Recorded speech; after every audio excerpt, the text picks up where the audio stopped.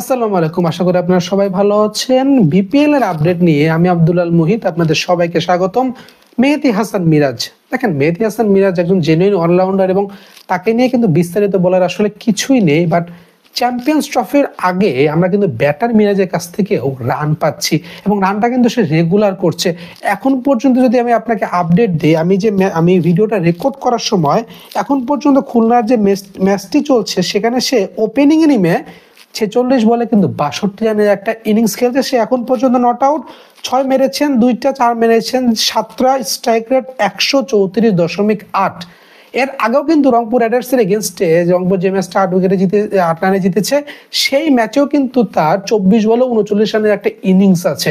এখন আমি যে কথাটা আপনাকে বলছি যে মেহেদী হাসান কিন্তু একটা ডাইনামিক প্লেয়ার। আমরা কিন্তু এর আগেও মিরপুরে যখন খেলেছি দুটা যখন আমাদের ওয়ানডে ছিল, আমরা ভারতের এগেনস্টে 2-1 যে ওয়ানডে সিরিজটা জিতেছি সেখানে কিন্তু প্রথম ম্যাচে মেহেদী হাসান মিরাজ রান পেয়েছে, দ্বিতীয় ম্যাচে কিন্তু সে সেঞ্চুরি করে বাংলাদেশকে একটা ভালো ভিত্তি দিয়েছে।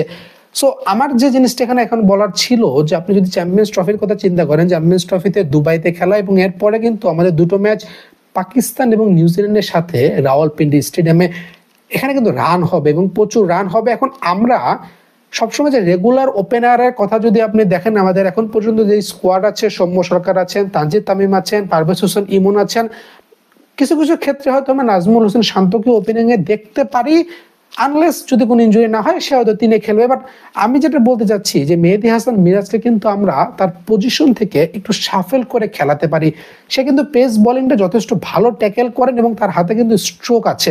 এখন ব্যাটিংয়ে আমরা তাকে যদি চিন্তা করি, কারণ আপনি মাহমুদুল্লাহ রিয়াদ, জাকির আলী অনেক এবং তারপরে মেহেদী হাসান মিরাজ 5, 6, 7, এটা কিন্তু আমাদের ব্যাটিং অর্ডার হিসাবে আসতেছে। মিডল অর্ডারে লিটন কুমার দাস বা মুশফিকুর রহিমের কথা বলেন বা অন্যান্য যে ব্যাটসম্যান গুলো আছে, যেমন তুহিদ হৃদয়ের আমরা কথা বলতেছি, তো লিটন কুমার দাসকে যদিও আমরা এখনো চ্যাম্পিয়ন্স ট্রফির দলে ইনক্লুড করিনি, সেটা নিয়ে আলাদা একটা ডিসকাশন আমরা কথা বলবো। বাট মেহেদী হাসান মিরাজের যে পজিশনটা, যে রেগুলার পজিশনটা আমরা চিন্তা করতেছি যে লোয়ার মিডল অর্ডার, সেটা হতে পারে নাম্বার 6, হতে পারে নাম্বার 7। বাট লোয়ার মিডল অর্ডারটা সবসময় ফিক্সড না রেখে আপনি যখন একটা অপোনেন্টকে একটু সারপ্রাইজিং যদি করতে চান, আপনি তাকে কিন্তু অ্যাজ এ মেকশিফট ওপেনার হিসেবে খেলাতে পারেন এবং অথবা 3 নাম্বার পজিশনটাতেও কিন্তু মেহেদী হাসান মিরাজ ক্লিক করে যেতে পারে। কিছু কিছু ক্ষেত্রে আপনি তাকে ওপেনিংও খেলাতে পারেন এই ভিত্তিতে, কারণ আমরা তা কিন্তু এক্সপেক্ট করবে যে মেহেদী হাসান মিরাজ বা তাদের যে টিম প্ল্যানিংটা আছে এখানে কিন্তু মিরাজ বলেন বা অন্যান্য প্লেয়ারদের এগেনস্টে তারা কিন্তু রেগুলার যে পজিশনটা, সেই পজিশনটার এগেনস্টে তারা প্ল্যান বানাবে। সেক্ষেত্রে যদি আমরা মেহেদী হাসান মিরাজকে 3-এ বা 4-এ প্রমোট করি অথবা আমরা যদি তাকে ওপেনিংয়েও খেলাই, আমার মনে হয় এই ডিসিশনটা কিন্তু ভুল হবে না, কারণ মেহেদী হাসান মিরাজ একজন ডাইনামিক প্লেয়ার এবং তার যে ব্যাটিং অ্যাবিলিটি, এটা কিন্তু আমরা বারবার প্রমাণ পেয়েছি এবং তার এই অ্যাবিলিটিটাকে যদি আমরা ঠিকমতো এক্সিকিউট করতে পারি, আমার মনে হয় যে মেহেদী হাসান মিরাজের কাছ থেকে আমরা কিন্তু অ্যাজ এ ব্যাটার ভালো কিছু রান আশা করতে পারি। এরপরে আসে তার বোলিং এর কথা। এখন পর্যন্ত বিপিএল এ কিন্তু সে 8টা উইকেট শিকার করেছে। বাংলাদেশের যে বোলিং আছে, আপনি যদি সাকিব আল হাসানের কথা বাদ দেন, তার পরিবর্তে নাসুম আহমেদ স্কোয়াডে আছে, 3 পেসার খেলবে। Mehedi Hasan Miraz definitely as a genuine spinner সে খেলতে যাচ্ছে। বোলিং এর ব্যাপারটাও যদি আপনি একটু চিন্তা করে দেখেন, সে কিন্তু এখন একটা ছন্দে আছে এবং সে কিন্তু ভালো লিড করছে।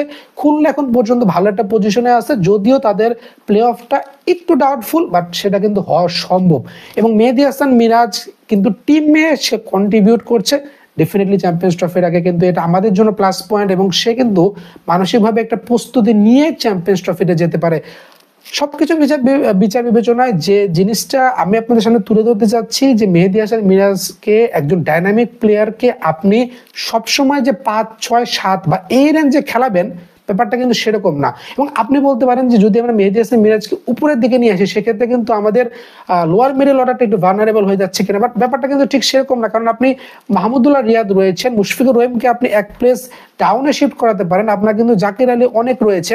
তো সবকিছু মিলিয়ে আপনি কিন্তু লোয়ার মিডল অর্ডারের উপরেও যথেষ্ট নির্ভর করতে পারছেন এবং এই ক্ষেত্রে যেটা করা সম্ভব, আমি বলছি না যে হয়তো তারা প্লেইং 11 কিভাবে সাজাবেন, বাট আপনি যদি কোনো একটা ওপেনারের এগেনস্টে, সেটা হতে পারে সৌম্য সরকার, হতে পারে তানজিদ হোসেন তামিম বা হতে পারে পারভেজ হোসেন ইমন, যে কেউই হতে পারে, আপনি যদি কোনো একটা ওপেনারের এগেনস্টে আপনি যদি মেহেদী হাসান মিরাজকে ওপেনিং এ বা কোন একটা প্লেয়ারে এক্সচেঞ্জ করে তাকে যদি আপনি 3 বা 4 খেলান, আপনি কিন্তু 6th বোলিং অপশনটা অ্যাভেলেবেল রাখতে পারতেছেন। আপনি নাসুম আহমেদকে ইনক্লুডের পাশাপাশি আপনি কিন্তু রিশাদকেও বোলিং এ রাখতে পারছেন, বিকজ আপনাকে 11 জন নিয়ে কিন্তু মাঠে নামতে হবে।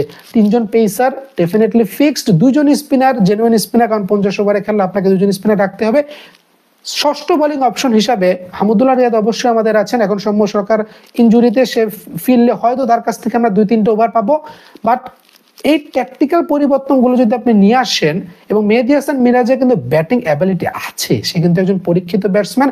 টি20তে বলেন হয়তো একটু স্লো সে যায়, কিন্তু টেস্টে এবং ওয়ানডেতে যেহেতু চ্যাম্পিয়ন্স ট্রফি সামনে, ফরম্যাটটা ওয়ানডে, তো সবকিছু মিলে মেহেদী হাসানের যে ব্যাটিং অ্যাবিলিটিটা, আমি কিন্তু সেটা দেখার অপেক্ষায়।